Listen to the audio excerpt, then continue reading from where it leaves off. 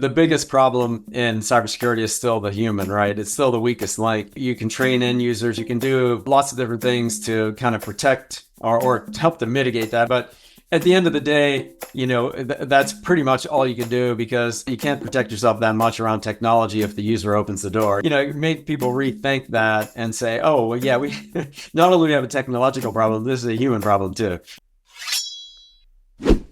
Welcome to Business Ninjas, brought to you by WriteForMe, where you'll hear from business leaders who are out there growing their business and slaying it every day. Learn from the masters. Let's get started.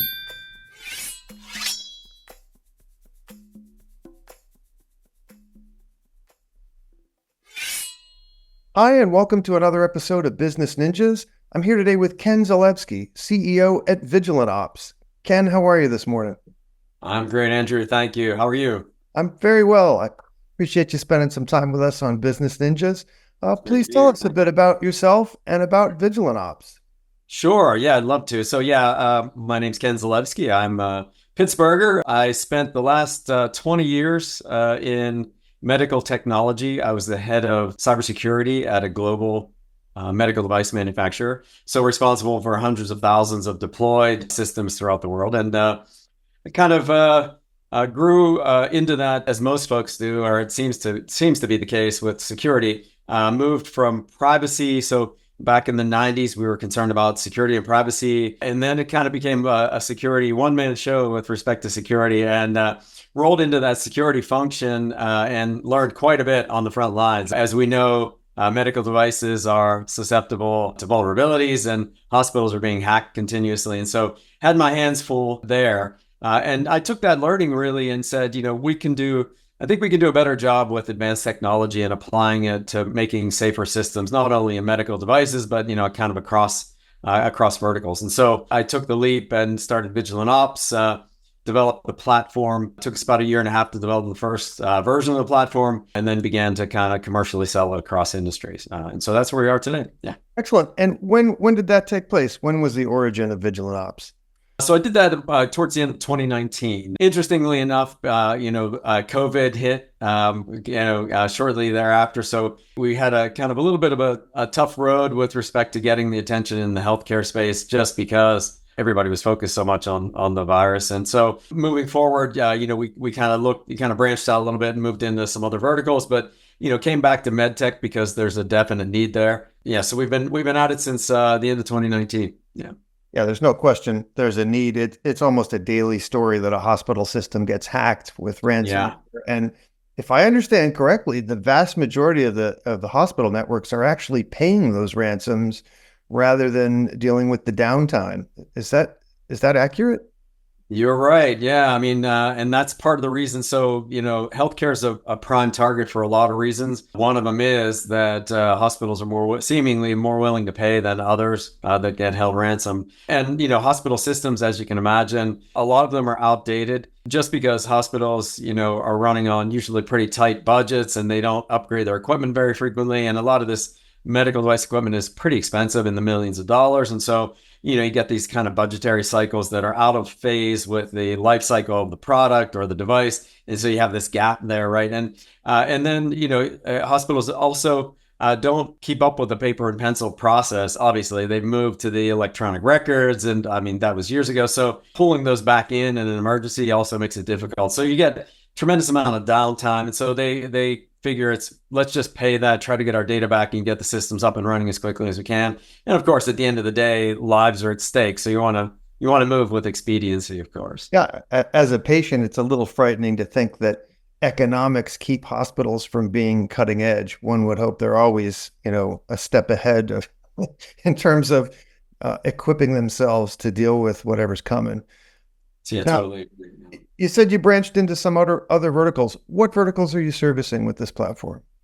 So we're really industry agnostic with respect to the platform. So just a real quick blurb. I didn't talk about the platform at all, but what we do is software bill of materials automation. So a software bill of materials, for folks that aren't familiar, is just a list of software components that are running in a system, in a given system. So any system in any industry, we're all used to that today. Everything's a computer. Everything's got software running in it, from cars to gas pumps to, all the stuff. I mean, your phone, everything you use has got some software components in it. And at the end of the day, those software components are vulnerable to attacks because manufacturers are on their own life cycles and software developers patch, on their own specific life cycle of their components. So at any point, you could have a mashup of components that some are vulnerable to hacks because they haven't been patched, or maybe the manufacturer doesn't come out with a patch, or on and on. So what we do is we compile all that information into what's called a software bill of materials to provide this transparency into the system or device. So at any given point in time, you can see what's vulnerable, if there are patches available for that, how long it's been vulnerable, what the risk is, how critical that is. All kinds of factors kind of go into that. And as I mentioned, that's kind of across industry. So you can imagine the energy industry is one, a big one, financial services another. They're all using endpoints and systems that are reliant on software components. MedTech's a big one because we talked about that in the with life, kind of life in the balance there, so to speak. So really the SBOM has gained a lot of traction over the last, I'd say 2 years. 2021, let's just even go back, rewind a second. President Biden passed an executive order 14028 on cybersecurity requiring software bill of materials for all government contractors or vendors. So the government kind of stepped in first and took it seriously and said, hey, we need to know what's running in these systems in order to protect them. And that's what an SBOM's for. The FDA, just as recently as October 23, put into place what they call their pre-market guidance, shorthand for their really kind of a guidance document aimed at medical device manufacturers to talk about cybersecurity requirements, specifically around software bill of materials. So FDA now requires a software bill of materials from medical device manufacturers. And it's, kind of following in other industries as well. And, other industries are picking up this software bill of materials as a security artifact and requiring it now as part of transactions and doing business. I know the most widely talked about hack at the moment relates to the auto industry, the software used by tens of thousands of dealerships. And they're talking about being down for weeks or months kind of thing. I mean, you shed any light on a scenario like that and how it is that many people are using the same system and it still is that vulnerable to attack? You hit it there, Andrew. I mean, it's a double-edged sword, right? I mean, we're kind of, and that's why the SBOM is so critical and so important, because everybody in essence uses pretty much the same stuff under the hood. The same components are deployed over, but you've got these few manufacturers that make, I'll just pick an example, few manufacturers that make an operating system. If I'm building a product that requires a software operating system, I probably am not going to build my own operating system. I'll use that one. And then there are multiple flavors of operating systems. So you have open source and you have commercial. And but at the end of the day, most likely you're going to get it from these couple of sources, right? And that's the problem. So that's why it's so widespread. If we all did our own thing, if we all built our own components, we'd have you'd have less, you'd have more slices of vulnerabilities hitting, but only small segments of the market being impacted. But since we're all kind of using the same thing under the hood, when a vulnerability hits in one of those components, we're all impacted. And so going back to what you said with the auto industry and parts and not being able to ship, I mean, I was impacted by that personally. My car needed service. You too? Yeah. So it's still sitting there waiting to be serviced because they can't get the parts in, right? So very interesting. And I just remember personally also a few years back, when the pipelines were hacked. So there were gas stations that didn't have gas, right? Because the pipelines were hacked and you couldn't transport fuel. So I mean, it's the same scenario across the board, across the industries. Fortunately or unfortunately, we're all running kind of the same stuff under the hood, and so that's why hackers hack, because they know that if they hack into a well-known or a well-used component, they're going to have a broad audience there. So frightening. Hey, we all like accessibility, but the problem is that that's a two-way street, right? We all like to wave our phone at a terminal and pay for something and run out a door. And we all like that every brand of Android and every model of Apple will connect to every model of car, but that means that things have to be a little more open than programmers would like them to be on the other end of the equation. That's right. I mean, nobody's going the other way. If you put it that way, right? Everybody wants to integrate, and that's not more any more clear than in the med tech space or in healthcare, right? I mean, I think at this point, it's probably over this now, but at least 15 connected medical devices in per hospital room on average. So if you walk into a hospital room, you're going to be, there are 15 devices in there that are connected in some form or fashion to the network or to each other. And again, even old school devices are moving ahead and looking at ways to connect thermometers, right?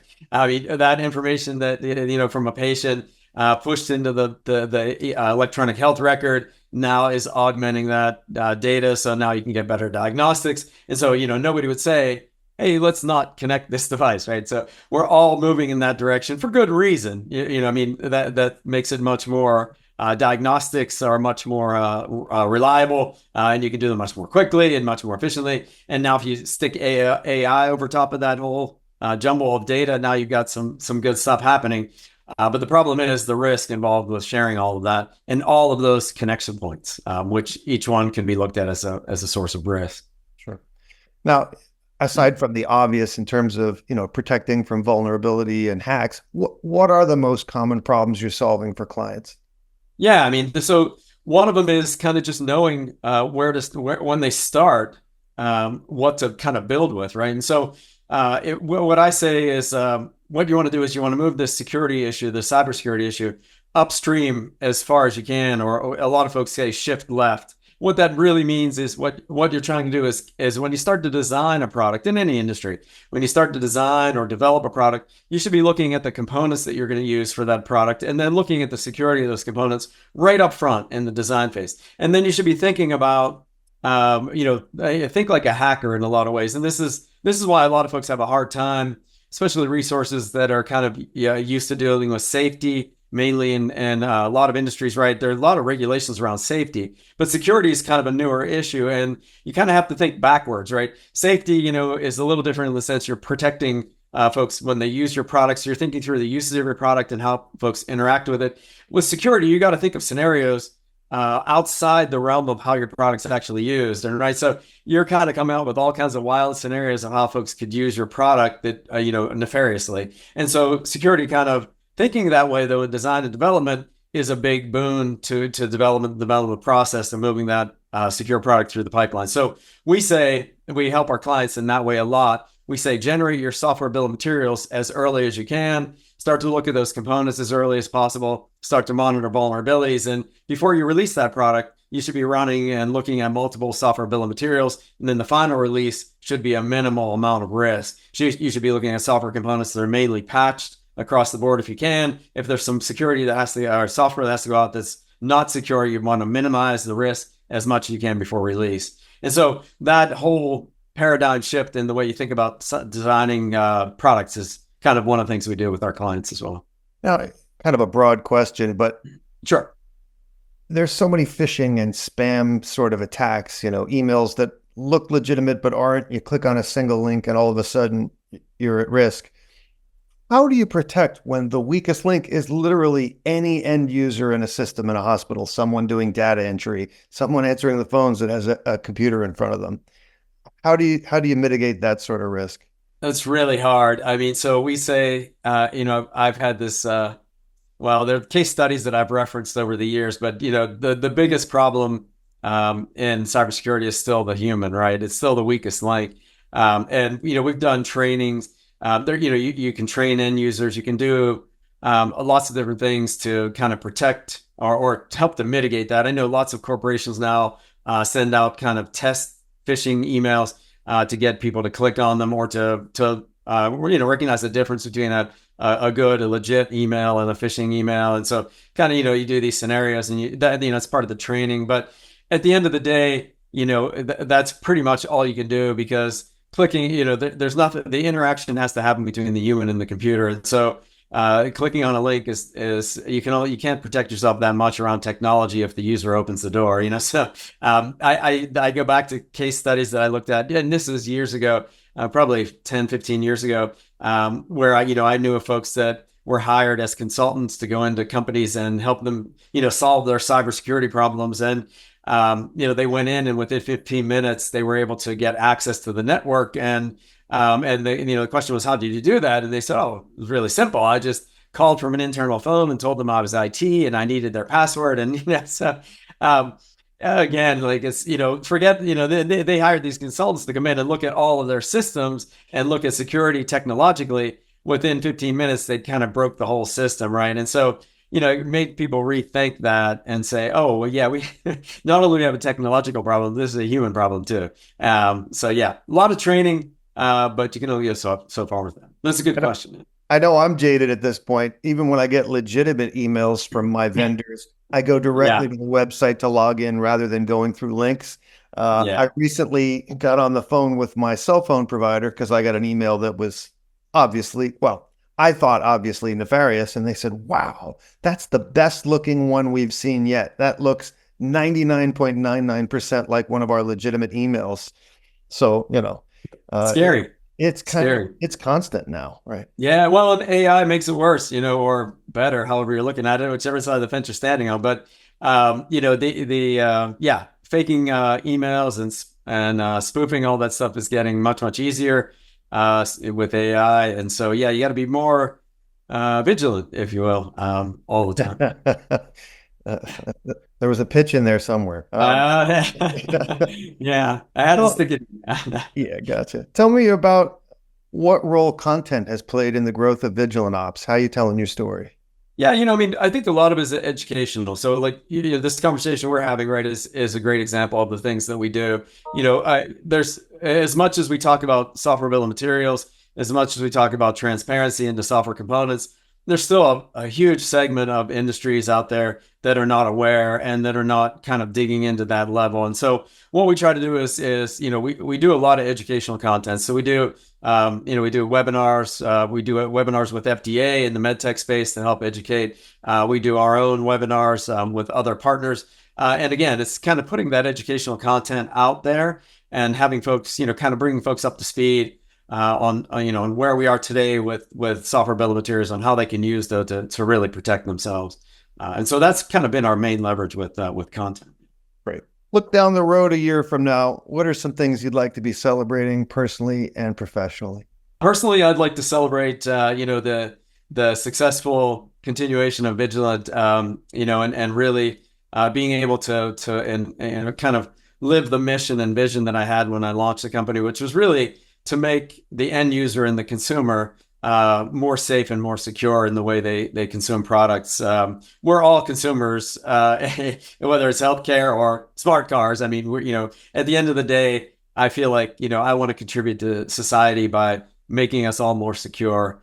So I'd really, really be happy if we were on that mission and vision. And then I think from a real vigilant perspective, really just see the adoption of the platform in ways that customers find valuable. I mean, we've gotten some really great feedback from our customers in healthcare that use our platform to help them comply with FDA regulations. I'd love to see that spread across other industries as well. I know in the automotive space, for example, I think there's going to be a lot of stuff happening with the Highway Transportation and Safety Administration passing the similar stuff that FDA is doing, and I'd like to be able to protect those folks as well. And so, I see that as a vigilant victory would be us really kind of being successful across multiple industries and really helping those industries become more secure.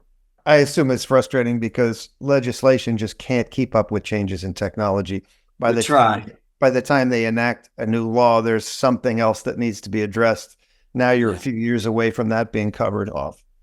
You're right. Yeah, it's as much as we try, the technology is advancing more rapidly than anything else, and especially legislation. So it's tough. And then at the end of the day, legislation only goes so far anyway, right? I mean, if you look at med tech, and I keep picking on med tech, but they're the farthest along with respect to legislation. So, but it took FDA. So I started working with FDA as an example in 2018 on this pre-market guidance that I just mentioned came out in October of 23. So about 5 years to get that guidance really out as a regulation, right?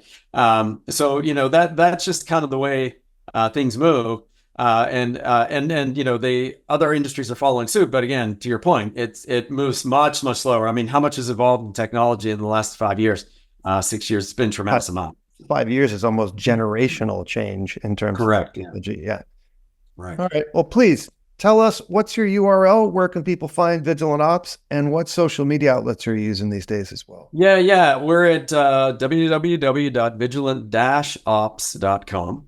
So you can look for us there. And we're on Twitter, and I believe we're on Facebook as well. We're always, as I mentioned, always doing podcasts and webinars and doing educational things. So welcome folks to come out and peruse. We have lots of our pre-recorded or recorded webinars on our website. Feel free to download. I also put a bunch of white papers and blogs, interesting blogs on security, and a lot of stuff, kind of stuff we just talked about there, available on the website as well. So we welcome folks to come out and download stuff and educate themselves. Yeah. Excellent. Ken Zalevsky of Vigilant Ops, thank you for spending some time with us today on Business Ninjas. All the best to you and yours, and continued success at Vigilant Ops. Thank you, Andrew. I really appreciate it. And it was great to discuss with you. Thank you. My pleasure. Be well.